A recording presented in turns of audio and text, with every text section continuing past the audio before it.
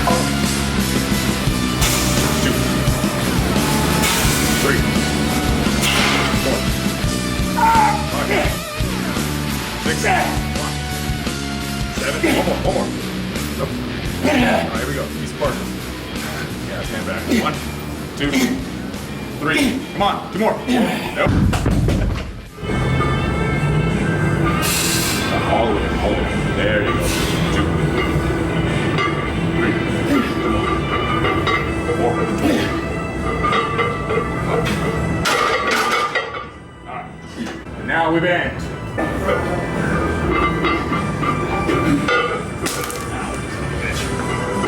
So very basic.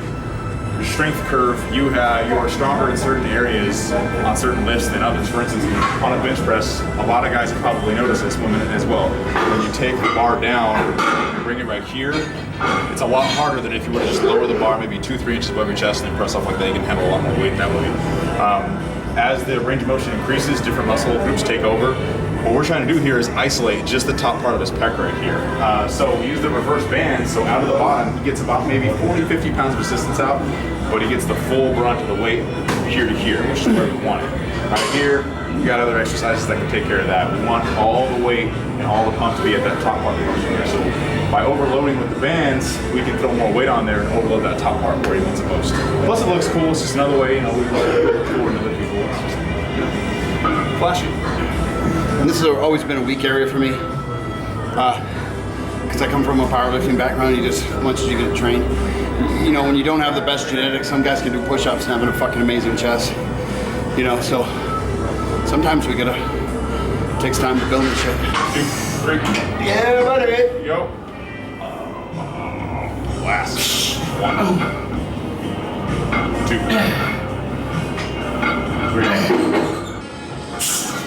3.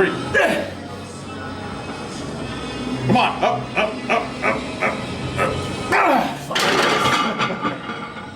Still gotta get another one. Probably mad at myself. 1, 2, 3. There you go. Nice job. I've seen too many years people go in and out of the gym, they look the exact same. Back and forth, back and forth. You're like, damn, I've seen that guy for 5 years and he still weighs the same and looks the same. It's all nutrition. You know, we changed my body in less than about 8 weeks right now. 8. You know, so as far as being on a diet, and that still wasn't 100%. That was more like 70, 30. You know, now we're getting into the 100%. Now you're going to start seeing the changes a lot faster. The beginning diet was the pre-diet, just to get the first fucking 8% body fat off. And now we're into the strict one. So keep in mind, when most people say 100%, they're really more like 55%.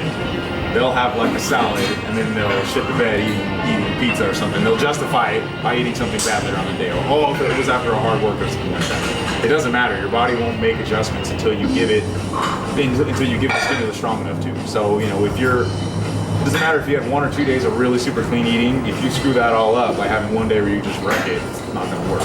So that's why you see a lot of cranky bodybuilders out there. Or a lot of people, you see the people with the best results, sometimes you see them, they're a little cranky. It's hard.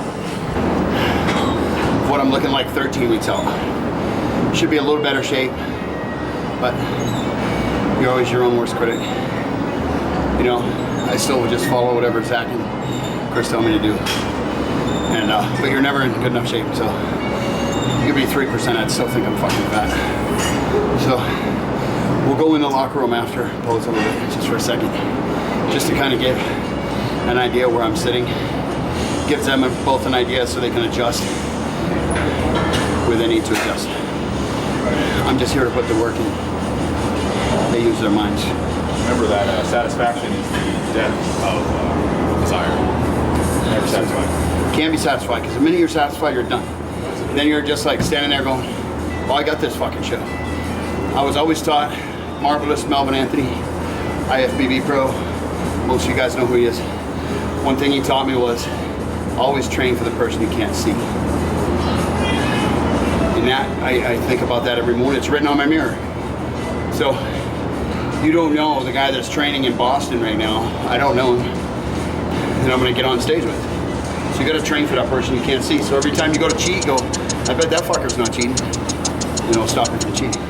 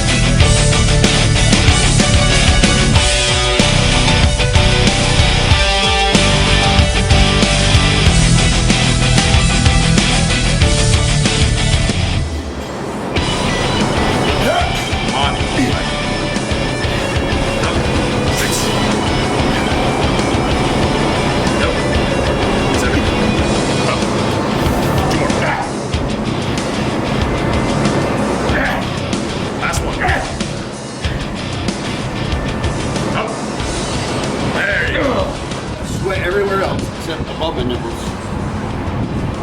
Kind of weird. I use a lot of blueberries for the antioxidants and stuff. It's my favorite fruit now, and I'm made to eat them every day. But I'm doing a cup and a half in the morning pre-workout. So yeah, I think it's 15 grams actually of carbs. Do you have fat with your pre-workout? I do. I have 1 scoop of almond butter. You should put 1 tablespoon of heavy cream, fresh heavy cream with berries. Well, I'm using coconut milk. I'm using about 4 ounces of coconut milk. Everybody wants to know my secret of pre-workout shake. So we do 5 egg whites, half a cup of blueberries, 2.5 tablespoons of cacao powder, 1 tablespoon almond butter, 4 ounces of coconut milk, and I dump my capsule ALA right in there. That's by my 3rd time I've eaten. That's my what I do with pre-meal. I make it into a shake. Some people don't. My creamer ice got taken out, so I just make mine in a shake. It's easier for me. And then we come here, and then I take a scoop of Cranked when I get here, and You know, today's workout, as everybody knows, and I'll say it in every video, I own Octane Nutrition, OctaneNutrition.com. Really pushing my pre-workout Cranked. It's really good. I designed it around the old school Jack 3D, the original Jack 3D. You can get it on my website at OctaneNutrition.com. It's just starting to get out into stores now. So, you know, really get some, try it, come by my shop, get a free sample. We got some made every day. We're giving away samples every day. Come on over. Adrianna will take care of you. And also follow her channel too. Adrianna Rose is her channel. She works for me as well. Kind of the face of Octane Nutrition store. She is the face. She's the one that runs it. So stop in and see her as well. Say hi and get your sample. There it is. I'm hard cold. Yeah, I'll pass that one.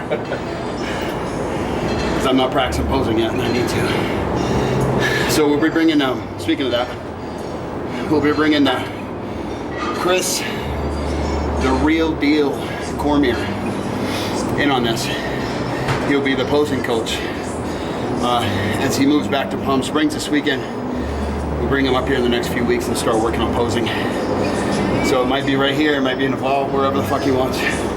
We'll do it. Chris is a master of posing, so we're teaching people how to pose. He's a great poser himself. And a great coach as well too. So, you know, it takes a whole team of people. We have Zach the trainer, Chris the poser, posing coach, and Chris Albert the dietitian. So if you bring all three of those together, you can really make some pretty cool changes. You know, with powerlifting, I've done powerlifting training for years now, and it's very numbers based, very numbers and technique based, and you know, not that bodybuilding doesn't have a fair amount of that too, but bodybuilding, you're really more feeling the muscle out. It is like I said earlier, it is a lot like carving a sculpture. As you see certain things develop, you're just adding in more, changing the stimulus, whatever, just to get the results you want. So it is a lot of Q&A. It's not something that you can just print off of a website. Like, you know, a lot of websites I'm not going to mention, a lot of 16 weeks trainers and stuff like that. It's not about that. It's listening to your own body and going along with the results that you see. All right, so front relaxed. Good, okay. Almost muscular. Good. Oh, get your breath. Yeah. Don't fall over.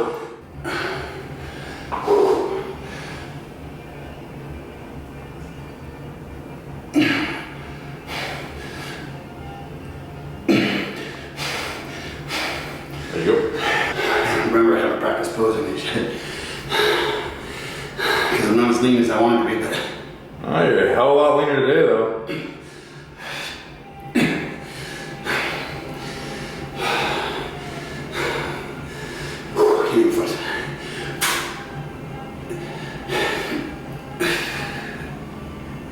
There we go.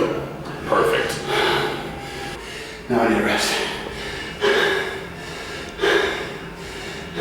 Okay. What do you think? Chest is definitely coming along. Your lats are hanging out like crazy. Everything else looks good. Upper body's coming along really well. Of course, you know, as this is the first time that I've seen you so slim through here, so I really get like a good idea of how well your back is coming along really, really good. Your chest is coming along good. We do need to put more work in medial delt and rear delt. I just want to have that deep bowl. Yeah, so it gives you a little insight of